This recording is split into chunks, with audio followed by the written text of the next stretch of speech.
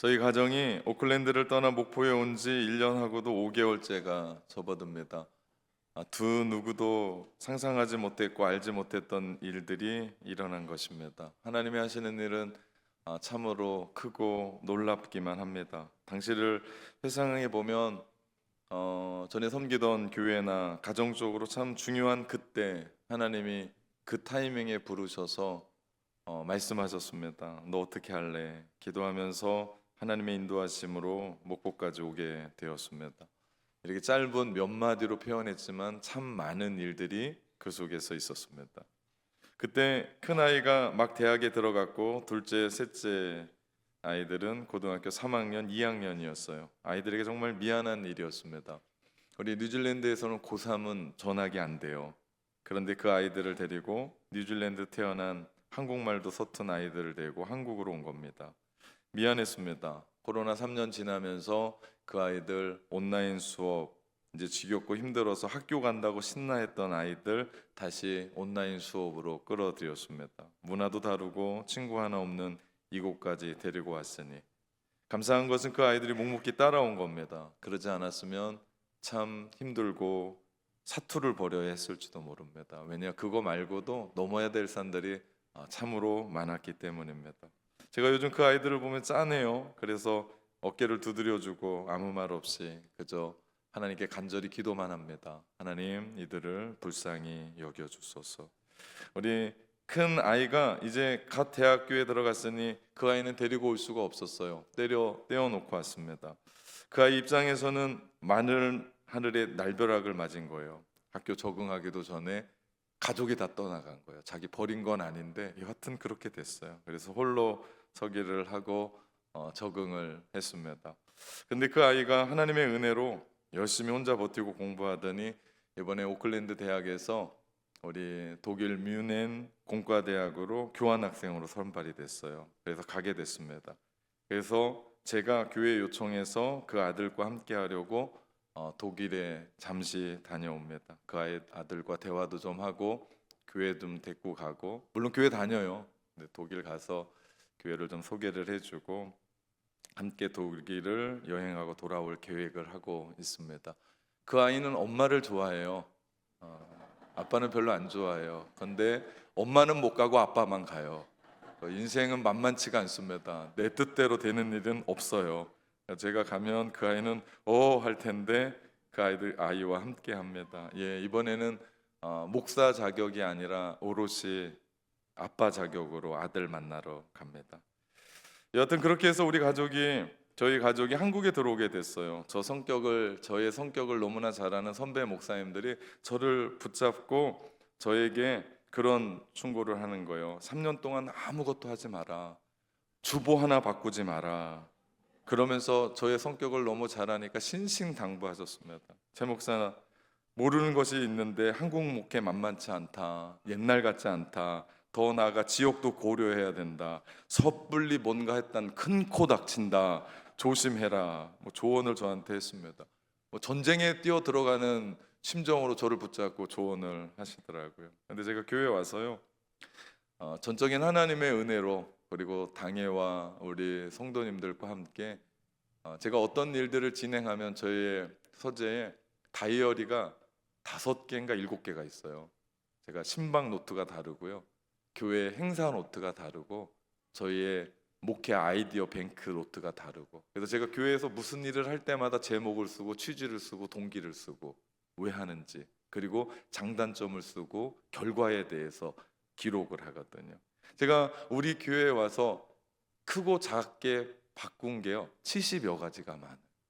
3년 동안 아무것도 하지 말라고 그랬는데 제가 여러분과 함께 움직여 갔던 가정의 달 제가 5월에 왔었거든요. 가정의 달 행사로 테마 예배 기획하며 새가족팀 구성하고 교육 목장 예배를 8시 40분에 있는 걸 11시로 바꾸고 1인 1사역 갖기 운동하고 주차장 확보하고 특별한 새벽 40일을 깨우고 새생명 축제하고 방문자들에게 팩 준비하고 예배실을 위해 중보기도실 구성하고 교회 조직도 개편하고 목장 리더 훈련하고 양육체계 구축하고 예수 목장 신설했으며 카도시 찬양태 신설하고 헌금 봉투 바꾸고 주보 개편하고 예배 시간 개편하고 여러분이 지금 앉고 있는 장의자 바꾸고 4층 리노베이션하고 매달 성찬식 실시하고 단기 선교팀 파송하고 시니어 비전 드립팀 그리고 사역 매뉴얼 준비하고 중보기도함 설치하고 비전센터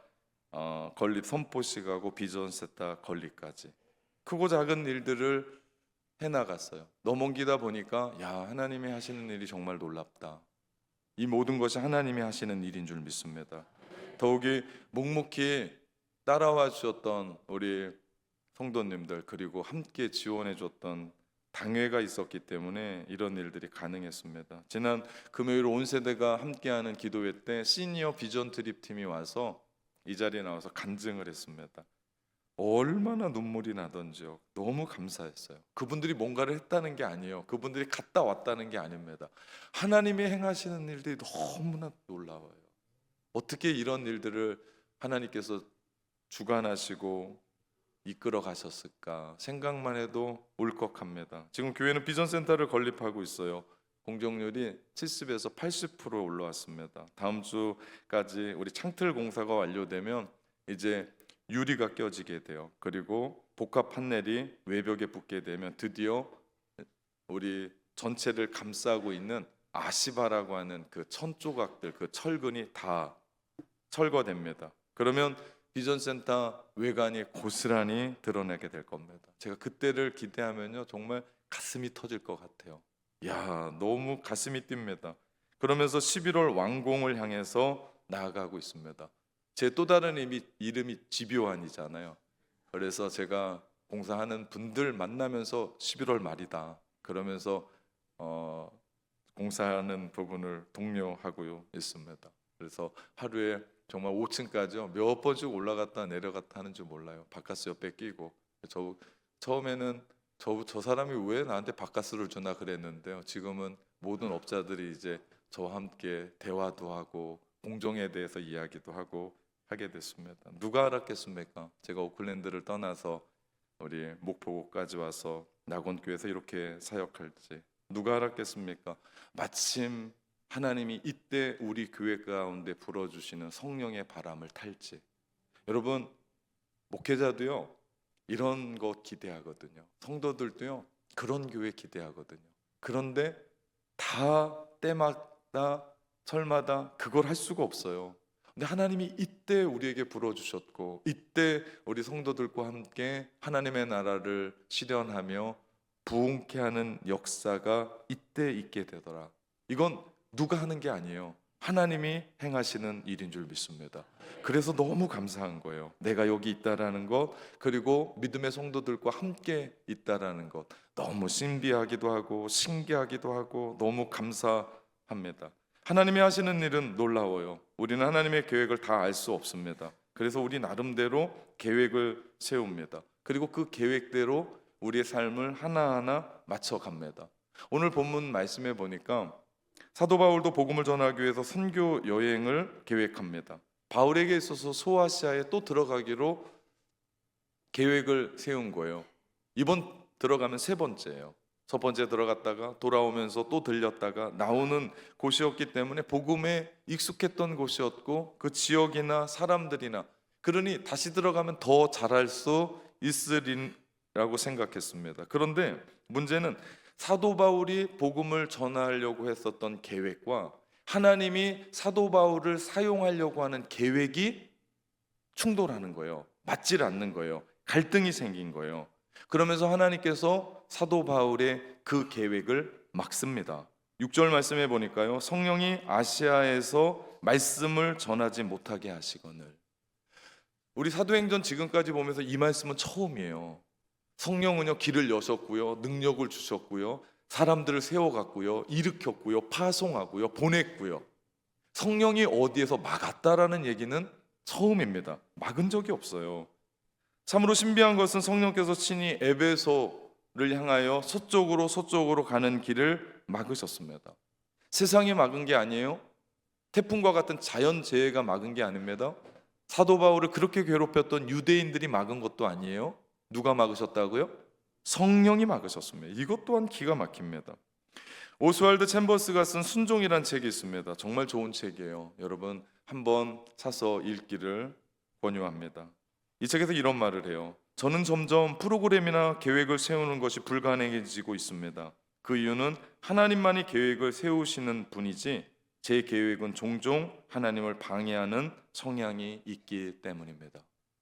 오스왈드 챔버스가 자기가 계획을 세워서 어떤 일을 해나가고 있는데 하나님의 계획을 종종 반대하고 종종 그것에 대해서 방해하는 성향이 있음을 깨닫고 나서 이런 고백을 한 거예요. 참 어려운 일입니다. 우리가 계획을 세우며 사는 것 전혀 잘못된 게 아니에요. 전혀 계획 없이 사는 인간이 문제지, 내가 하나님을 위해서 계획을 세우고 가정을 위해 계획을 세우고 우리 인생을 위해 계획을 세워서 살아가는 것 문제가 되지 않습니다.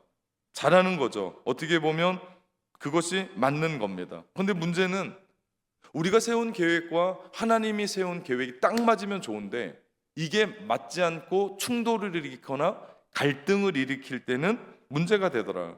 그렇다고 우리가 무계획으로 살아야 되나? 아무 생각도 없이 그냥 살다가 하나님이 우리를 부르실 때 예, 내가 가겠습니다 하고 순종하며 살아가야 되나? 수동적으로? 여러분 그런 일은 없습니다. 우리가 계획해야 돼요. 내가 세웠던 계획이 혹 하나님의 계획을 방해할지라도 우리는 계획을 세워서 그 계획한 대로 열심히 살아봐야 합니다.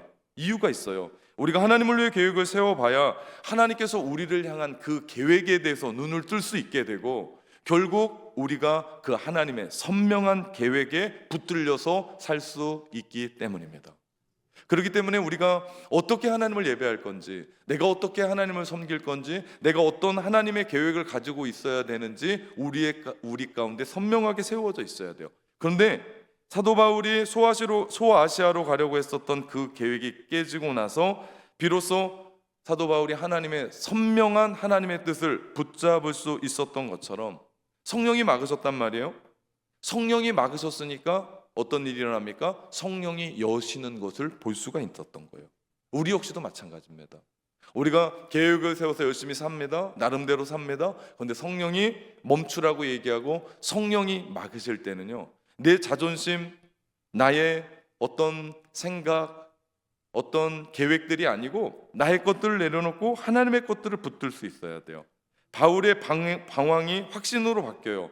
모든 계획이 실패한 후에 바울은 마게도니아 사람이 손짓하는 것을 보고 이것이 성령이 우리를 부르시는 성령의 음성이라는 걸 깨닫습니다. 만약에 사도 바울이 너무나 잘 알았던 소아시아로 들어갔단 말이에요.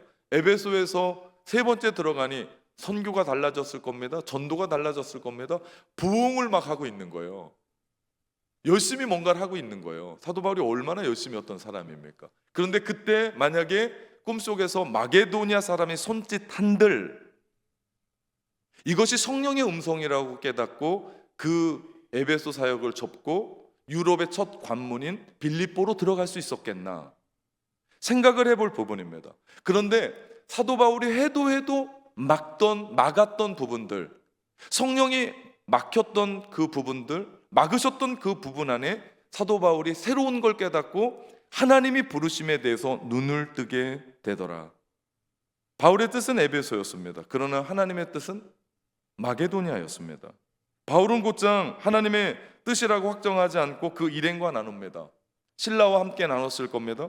그 공동체가 그 환상을 마게도니아에 가서 복음을 전하는 것을 오늘 본문 10절에 보니까 인정했다라고 얘기합니다. 여러분 이게 얼마나 놀라우냐면 성령께서 우리 한 사람을 세우시잖아요. 말씀을 주시잖아요. 근데 그 한 사람만이 아니라 그것이 부부 안에서 인정되고 자녀들 안에서 인정되고 가정 안에서 인정되고 우리 공동체 안에서 인정되고 우리 목장 안에서 인정되고 기관 안에서 인정되는 일이 일어나더라. 그러면서 순종하는 거예요. 그냥 독불장군으로 내가 뭔가를 받았으니 간다 이게 아니고 우리 안에 함께 인정되는 일들, 검증이 필요한 거예요. 그러면서 어떤 일이 일어납니까? 순종하고 함께 기도해주고 지지해주고 함께 나가더라. 여러분 이것이 성령께서 이끌어 가시는 교회인 줄 믿습니다. 사도 바울은 참 많은 공부를 한 사람이에요. 그는 터키 남동쪽의 길리기아 다소가 고향이에요. 근데 그가 거기에서 예루살렘으로 유학을 온 사람이에요. 예루살렘에 있는 가말레엘 학자 밑에서 그 당시 오늘날로 말하면 최고의 학자 밑에서 사사를 받았던 사람이에요. 그러니 그가 썼던 성경을 보면 수사학이나 논리학이나 아주 빈틈이 없어요. 그리고 사도 바울의 모든 이야기는 구약에서 따와요. 구약의 말씀을 다 알고 있는 거예요. 그래서 신약에 있는 그 이야기를 예수 그리스도 만남으로 말미암아 구약의 예언의 말씀으로 편지를 쓴 것이 신약 27권 중에 13권입니다. 그러니 그가 얼마나 많은 생각을 갖고 있었을 뿐만 아니라 그가 얼마나 논리적으로 일들을 펼칠 수 있었겠냐고요. 그런데 놀라운 건 성령이 막으시고 성령이 여시는 길에는요, 그의 순종은, 그의 충성은 단순합니다. 그가 성령께서 말씀하셨을 때, 막았었을 때 그는 그 자리에 섰고요, 성령이 여셨을 때요, 그는 곧바로 순종합니다. 바울에게 있어서 중요한 것은 사역지가 아시아냐 마게도니아냐가 중요하지 않았어요. 사도 바울에게 있어서는 자신이 어디 가서 사역하고 싶은지에 대한 생각보다도 하나님이 부르시는 그곳에 자기가 가서 하나님의 복음을 전파하고 하나님의 나라를 전하고 생명의 복음을 전하는 것이 중요했지, 그는 내가 얼마나 열심을 내느냐, 내가 가고 싶은 곳이 어디냐, 내가 가는 곳에 사람들이 얼마나 기다리고 내가 가는 곳에 복음을 전할 수 있는 환경이 좋냐 안 좋냐, 그것과는 아무런 상관이 없이 하나님이 부르시면 가는 하나님의 종이었습니다. 얼마나 단순하고 얼마나 심플하고 그의 충성은 하나님 앞에 최고였죠. 하나님께서 바다 건너 마게도니아를 가기를 원한다라는 사실을 처음부터 들려주셨으면 얼마나 좋았을까요? 그러면 수리아 안디옥에서 떠날 때 그 가까운 항구에서 유럽으로 가는 배를 타고 빌립보로 갔으면 됐습니다. 그러나 그가 어떻게 합니까? 더베, 루스드라, 갈라디아, 그리고 또한 움직이다가 어디까지 갑니까? 드로아까지 갑니다. 여러분, 6절에서부터 8절까지의 말씀은 짧은 말씀이에요. 그런데 거기서 왔다 갔다 했었던 부르기아, 갈라디아, 무시아, 그 다음에 비두니아, 그리고 마지막 드로아까지, 이 거리가요, 학자들이 계산을 해보니까 얼마나 돼요? 1200km입니다. 왔다 갔다 한 거리가요, 지금 차 몰고 1200km 질주하라면요, 이거 만만치 않은 길입니다. 서울을 몇 번 왔다 갔다 하는 길이에요. 그런데도 하나님은 그 길을 걷게 하십니다. 여러분, 차를 타고 갔는데 이 길이 아닌가벼, 이게 얼마나 당황스럽습니까? 그런데 1200km를 움직이며 방황하는데 하나님이 막으시는 거예요. 아니라고 얘기하는 겁니다. 얼마나 답답했을까요? 얼마나 힘들었을까요? 그런데 이 모든 것이 하나님의 뜻이었고 하나님의 전략이었죠. 무엇입니까? 선교의 주관자는 하나님이십니다. 선교의 주권자는 하나님이세요. 이 목회를 움직여가는 분은 제가 아니에요. 하나님이신 줄 믿습니다. 우리의 신앙을 움직여가는 분도 하나님이세요. 아무리 유명하고 아무리 설교 잘하고 아무리 전도 잘하는 사도 바울이라 할지라도 하나님이 하신다라는 점을 인식하게 한 거예요. 이게 얼마나 중요한지 모릅니다. 음악으로 보면 크레센도 기법을 사용해요. 그 강도가 점점점 더 강해져요. 6절에는 성령님, 7절에는 예수님에 대한 얘기합니다. 그러면서 10절에는 하나님으로 갈수록 강도가 더 세져요. 하나님이 개입하세요. 우리의 교회의 사역도 우리의 삶에도 일어나는 그 모든 일들이 하나님이 움직여 가시는 일인 줄 믿습니다. 그렇기 때문에 여러분 뭐 그렇게 걱정 안 하셔도 돼요. 너무 힘들어 안 하셔도 돼요. 전전긍긍하지 않으셔도 돼요. 왜 그렇습니까? 하나님이 이 모든 일들을 책임지시고 움직여 가시기 때문에. 그렇기 때문에 우리는 믿음으로 하나님 앞에 서 있으면 되는 겁니다. 제가 참 많은 기도를 하지만 제일 많이 하는 기도가 토스의 기도라고 말씀드렸어요. 우리 배구에서 우리 누군가가 리시브에서 받으면 한 사람이 토스하면 강력하게 공격수가 때리잖아요. 저는 하나님 앞에 토스만 해드려요. 하나님, 이런 문제가 여기에 있습니다. 어떻게 하면 좋을까요? 하나님, 이 인간이 이렇습니다. 어떻게 하면 좋을까요? 하나님, 병들어서 아픕니다. 하나님의 은혜가 필요합니다. 저는 하나님께 토스만 합니다. 그럼 어떻게 해요? 강력한 공격수인 하나님께서 스파이크 하시죠. 여러분, 우리가 다 짊어지지 못해요. 우리의 인생, 우리의 가정, 자녀들, 자자손손들, 우리가 어떻게 다 책임집니까? 그러니까 우리는 하나님 앞에 맡겨드리고 우리 안심하셔도 돼요. 왜? 하나님의 뜻대로, 하나님의 계획대로 우리의 인생을 하나님이 이끌어 가시는 줄 믿습니다. 이것이 믿음의 사람들의 고백이죠. 사실 사도 바울이 자신의 계획과 하나님의 계획이 다르다는 무너짐이 없었다면 마게도니아의 사람의 손짓을 하나님의 음성으로, 하나님의 뜻으로 받아들이지 못했을 겁니다. 이후 그는 성령의 인도하심으로 빌립보로 들어가요. 그리고 어떻게 됩니까? 하나님이 인도하셨던 건 빌립보가 아니었어요. 유럽의 관문을 뚫고 로마로 가고 그 당시에 땅끝이라고 하는 스페인까지 가는 것이, 서바나라고 하는 성경에 나온 스페인까지 가는 것이 하나님의 뜻이었습니다. 그리고 바울은 그 인도함에 따라 그 길을 걸어갑니다. 우리의 삶의 길이 막힐 때, 해도 안 되는 절망이 우리 가운데 있을 때, 인생의 벽 앞에서 올 때 우리가 해야 될 일은요, 하나님의 뜻을 살피는 지혜가 필요합니다. 그냥 낭망이 아니에요. 그냥 좌절이 아니에요. 우리 창문에 먼지들이 빼면 뿌옇게 됩니다. 그런데 우리 영적인 안목에도요, 세상의 것들로 먼지들로 가득하면 하나님의 선명한 뜻이 보이지 않아요. 그런데 내가 좌절되고 길이 막히고 눈물이 왈칵하고 쏟아질 때 우리 안에 있었던 불순물들이 다 제거되고 하나님의 선명한 뜻, 하나님의 선명한 계획들이 우리에게 보여지며 우리는 순종하며 그 길을 갈 때 우리는 우리의 삶에 하나님의 뜻대로, 하나님의 역사하심대로 우리가 살아가게 될 줄 믿습니다.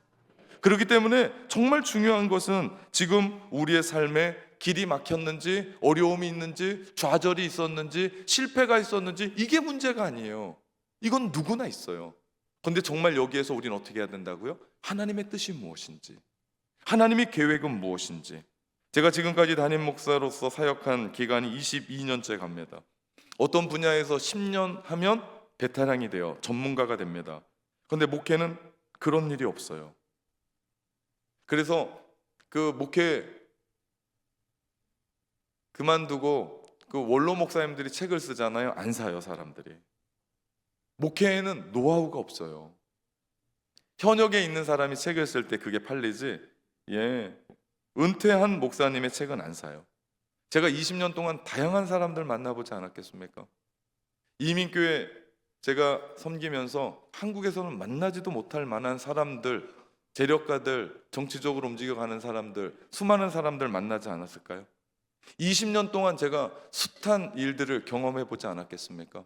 그리고 사건, 사고를 겪어내지 않았겠어요? 다양한 하나님의 일들을 진행하지 않았겠습니까?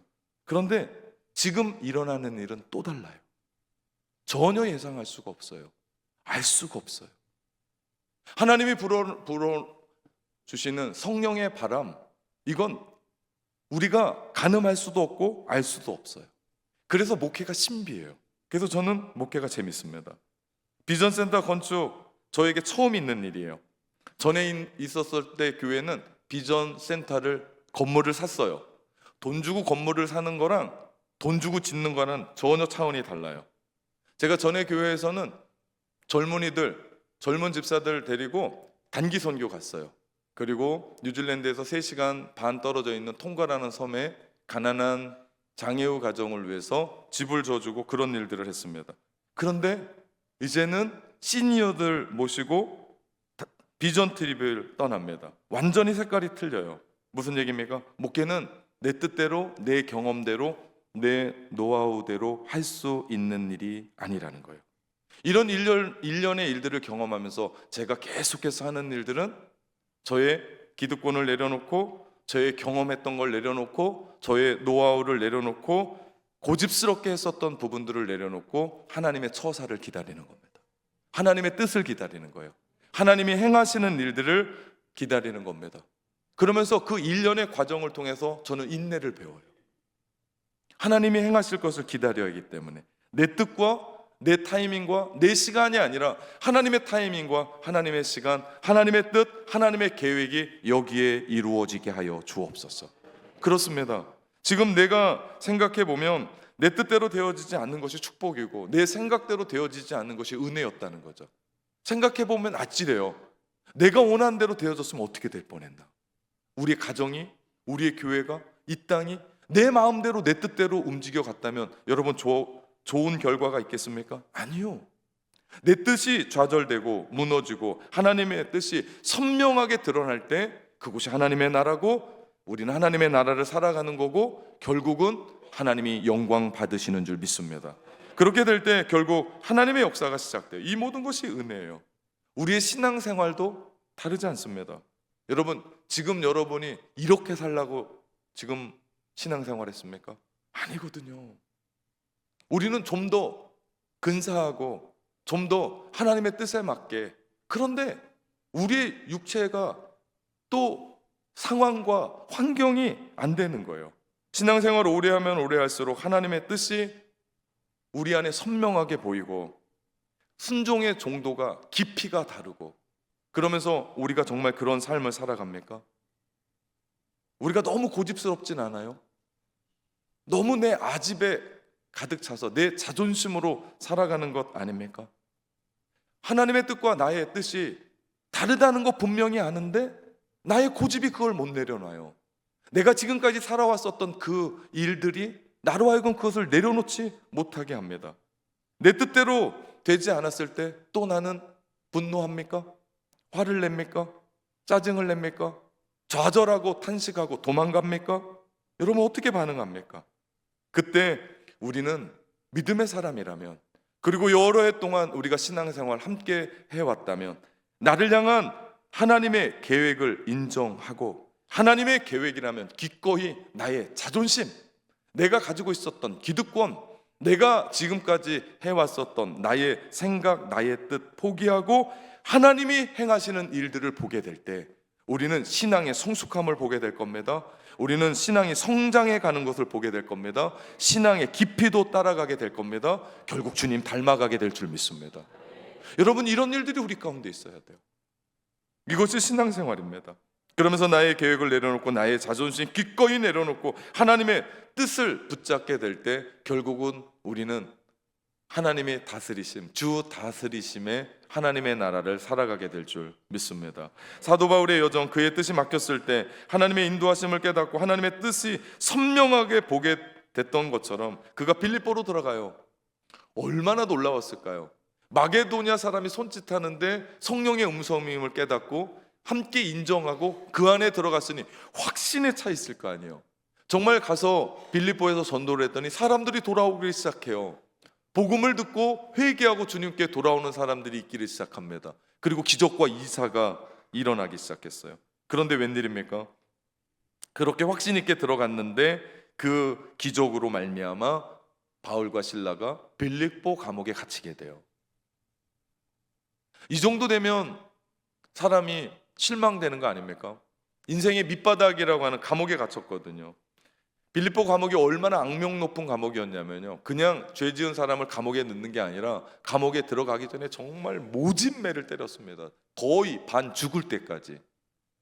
그래서 빌립보 감옥에 새로운 죄수가 들어오면 그날 밤은 다 잔 거예요. 왜냐하면 얼마나 두드려 맞았으면 그 사람이 기절했다가 새벽쯤에 깨는데, 새벽 12시나 뭐 1시에 깨가지고 막 얼마나 아파서 소리를 지렀겠냐고요. 이 나쁜 놈들아 그러면서 욕을 막 해대면서. 그러니 그 안에 죄수들이, 간수들과 잠을 잘 수 있었겠냐고요. 그날도 바울과 실라가 끌려 들어오는 걸 보고 빌립보 감옥의 죄수들은 오늘도 다 잤구나라고 생각했을 겁니다. 근데 이게 웬일입니까? 새벽 1시쯤 되었을 때 한 감옥에서 찬양 소리가 흘러나오는 거예요. 빌립보 감옥에 갇혀 있었던 그 죄수들의 마음이 어땠을까? 하나님의 뜻대로 하나님이 부르셔서 유럽의 첫 관문 빌립보에 갔었던 그들, 복음을 전하다가 감옥에 들어갔어도 하나님의 뜻인 줄 믿고 그곳에서 그 모진매를 맺고 말도 안 되는 삶을 살아가면서도 하나님을 찬양하고 기도하고 예배했었던 그들, 그 결과 빌립보 감옥에 간수장과 그의 가족이 주님께 돌아오는 역사가 일어나지 않았습니까?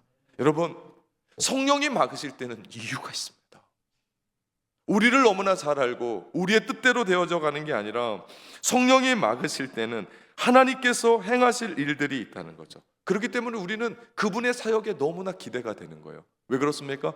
우리가 막히고 그래서 실패하고 좌절한 것 같고 눈물 흘린 것 같은 다른 사람이 보면 그건 장애물이에요. 그런데 하나님께서는 성령의 뜻대로 확신을 가지고 주님의 일들을 행하는 그 사람들에게 그 장애물이 하나님의 디딤돌 돼서 하나님이 사용하게 되더라. 여러분, 우리에게 중요한 건 내 뜻이 아니에요. 내 계획이 아니에요. 나를 향한, 우리 가정을 향한 하나님의 선명한 뜻을 볼 수 있느냐 볼 수 없느냐, 이런 안목이 우리 가운데 있느냐 없느냐예요. 여러분, 확신이 생기면요 소망이 생겨요. 우리 안에 소망이 생기면요 하나님이 그 일을 하신다라고 하는 그 마음 때문에 우리 안에 인내할 수 있습니다. 우리 이 자리에 있는 모든 분들이 그 하나님의 소망 때문에 주님 한 분 바라보며 인내하며 살아가는 분들 아닙니까? 결국 하나님께서는 그 인내를 통해서 하나님의 일들을 여러분 삶 가운데 드러내게 되실 줄 믿습니다. 현대의 선교의 아버지라고 불리는 윌리엄 캐리가 있습니다. 이는 남태평양 우리 군도를 선교하는 꿈을 꿨어요. 그런데 하나님께서 그 길을 막으셨어요. 그리고 인디아, 지금으로 말하면 인도. 그래서 윌리엄 캐리가 인도의 선교사가 돼요. 그리고 나서 현대 선교의 아버지라고 불릴 만큼 그가 씁니다. 놀랍지 않습니까? 하나님은 우리의 계획을 깨꾸시고 하나님이 행하시는 그 일들을 우리로 하여금 보게 하세요. 그런데 그 꺾고 그 막고 그 하는 그 일련의 과정이 눈물 나요. 만만치 않습니다. 쉽지 않습니다. 어렵습니다. 그러나 믿음의 안목으로 성령이 말씀해 주시는 확신 속에 믿음으로 용기 있게 반응하게 될 때 우리는 주께서 우리의 삶 가운데 하나님이 계획하신 하나님의 뜻이 우리의 삶 가운데 일어나게 될 줄 믿습니다. 이런 삶 살아내시는 여러분 되시기를 주님의 이름으로 축원합니다. 사랑하는 성도 여러분, 담대하게